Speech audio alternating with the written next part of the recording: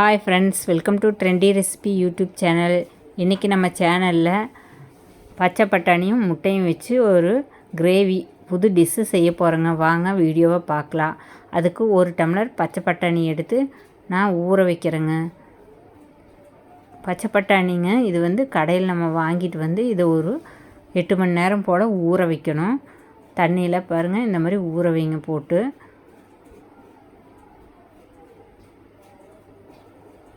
தண்ணி ஊற்றுங்க.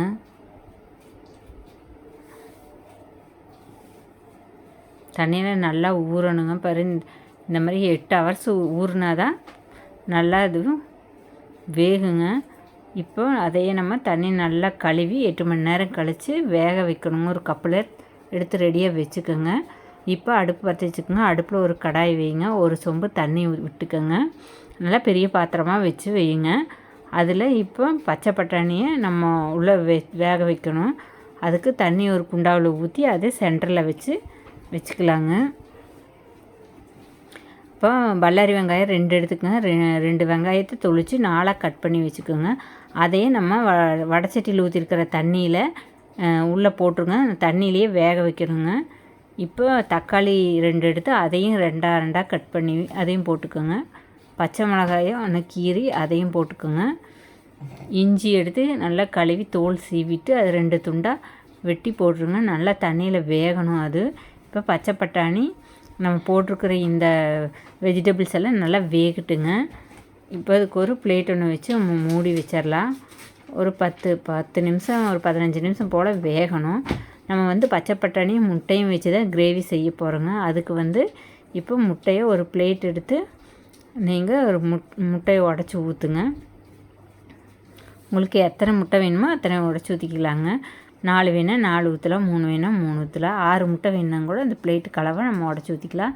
அதில் பெப்பர் பொடி போட்டுக்கோங்க. இல்லைன்னா மிளகாய், நான் சில்லியை பொடியாக நறுக்கி போட்டிருக்குறேங்க. உப்பு அளவாக போட்டு அதையும் நல்லா கலக்கி விட்டுருங்க. நல்லா ஃபுல்லாக கலக்கி விட்டுருங்க. நல்லா அடித்து நல்லா கலக்கி விட்டுட்டு அதையும் இப்போ நம்ம மூடி வச்சுருக்கிற பாத்திரத்தை ஓப்பன் பண்ணிவிட்டு இது ஆவியிலே வேகணுங்க. எதுவுமே எண்ணெய் இல்லாமல் நம்ம இப்போ எல்லாத்தையுமே தண்ணியிலேயே வேக வைக்கிறோம்.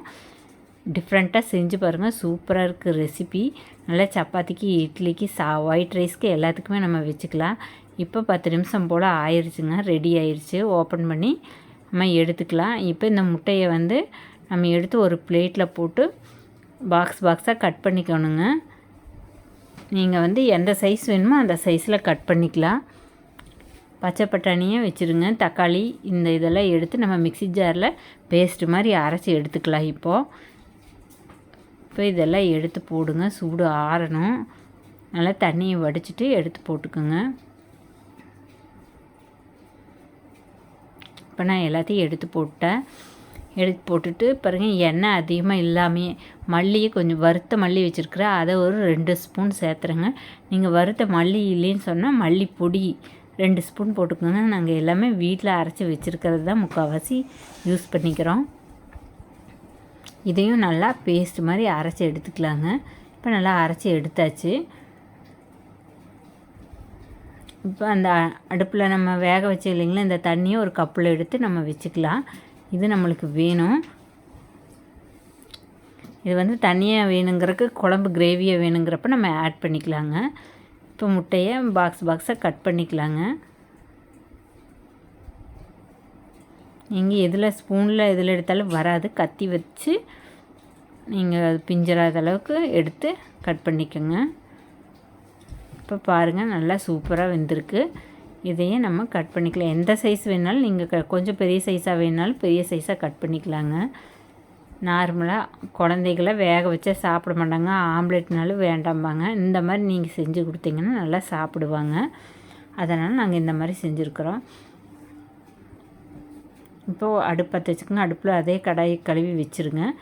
எண்ணெய் விட்டுக்குங்க. ஒரு 2 ஸ்பூன் எண்ணெய் விட்டு அதில் நம்ம அரைச்சி வச்சுருக்கிற இப்போ அந்த பேஸ்ட்டு மாதிரி அரைச்சி வச்சுருக்கிற மசாலாவை இதில் எடுத்து ஆட் பண்ணுங்கள். நல்லா கலக்கி விடுங்க. எண்ணெயிலெல்லாம் மிக்ஸ் ஆகிற அளவுக்கு நல்லா கலக்கி விடுங்க. நல்லா தொலைவி விட்டே இருங்க. சூப்பராக இருக்குங்க. இந்த மாதிரி கிரேவி நல்லா ஊற்றி நீங்கள் எண்ணெயில் வதக்கி பாருங்கள். சாப்பிட்டு செம்ம டேஸ்ட்டாக இருக்குங்க. நல்லா தொலைவி விட்டே இருங்க. அடி பிடிச்சிடாமல் நல்லா தொலைவி விட்டுட்டே இருங்க. இப்போ பாருங்கள் நல்லா எண்ணெயில் நல்லா தொலைவி விட்டாச்சு. இது கூட உப்பு 1/4 டீஸ்பூன் போட்டுக்கோங்க. சிக்கன் மசாலா பொடி 2 ஸ்பூன் போடுங்க. இது மஞ்சத்தூள் பொடி 1/4 டீஸ்பூனுங்க. இது சிக்கன் மசாலா தூள் 2 ஸ்பூன் போடுங்க. உங்களுக்கு கிரேவி எவ்வளோக்கு வேணுமோ அந்த அளவுக்கு நீங்கள் மசாலா பொடி ஆட் பண்ணிக்கலாம்.